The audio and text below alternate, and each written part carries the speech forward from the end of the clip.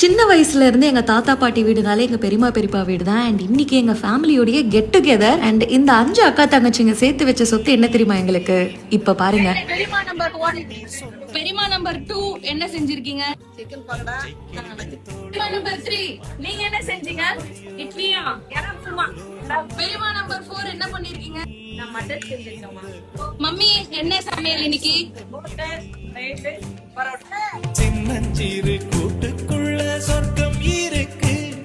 அட சின்ன சின்ன அன்பில் தானே ஜீவன் இன்னும் இருக்கு.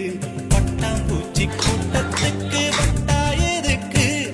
அடவாசம் மட்டும் போதும் கண்ணே, காசு பணம் என்னத்துக்கு. பச்சை கிளிகள்